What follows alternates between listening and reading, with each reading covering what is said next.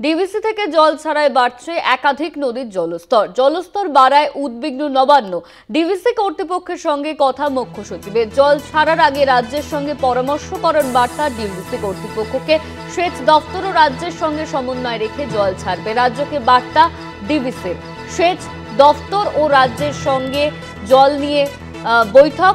DVC থেকে জল ছাড়ায় বাড়ছে একাধিক নদীর জলস্তর বাড়ায় উদ্বিগ্ন নবান্ন। ডিভিসি কর্তৃপক্ষের সঙ্গে কথা মুখ্য সচিবের। জল ছাড়ার আগে রাজ্যের সঙ্গে পরামর্শ করার বার্তা ডিভিসি কর্তৃপক্ষকে। সেচ দপ্তর ও রাজ্যের সঙ্গে সমন্বয় রেখে জল ছাড়বে রাজ্যকে বার্তা ডিভিসির। জলস্তর বাড়ায় উদ্বিগ্ন নবান্ন। ডিভিসি কর্তৃপক্ষের সঙ্গে কথা বলেন মুখ্য সচিব। জল ছাড়ার আগে রাজ্যের সঙ্গে পরামর্শ করার বার্তা ডিভিসি কর্তৃপক্ষকে। এই নিয়ে আমরা বিস্তারিত জানবো। আমাদের সঙ্গে ফোন লাইনে রয়েছেন আমাদের বিশেষ প্রতিনিধি দীপ্তিমান ভট্টাচার্য। দীপ্তিমান, ডিভিসি থেকে জল ছাড়ায় বাড়ছে একাধিক নদীর জলস্তর, জানিয়ে উদ্বিগ্ন নবান্ন।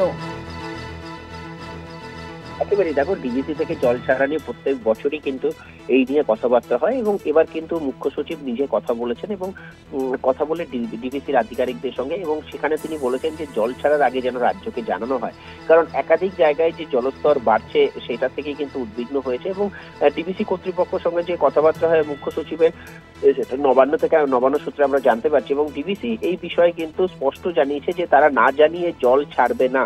অর্থাৎ এবার ডিভিসি জানিয়ে দিয়েছে যে জল ছাড়ার আগে তারা রাজ্যকে জানাবে, তারপরেই তারা জল ছাড়বে। ইতিমধ্যেই কিন্তু বেশ কিছু কিউসেক কিন্তু জল তারা ইতিমধ্যেই ছেড়ে দিয়েছে এবং এর জন্য কিন্তু বেশ কয়েকটি জায়গায় কিন্তু জলস্তর বাড়ছে এবং বেশ কয়েকটি জায়গায় বন্যার সম্মুখীনও হতে হয়েছে।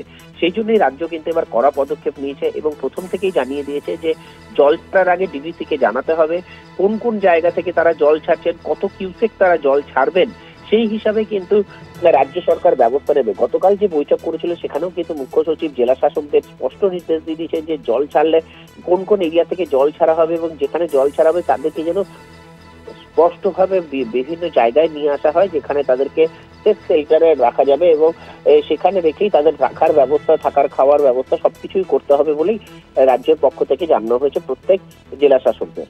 অনন্যা, ধন্যবাদ দীপ্তিমান। আমাদের সঙ্গে ফোন লাইনে ছিলেন আমাদের বিশেষ প্রতিনিধি দীপ্তিমান ভট্টাচার্য।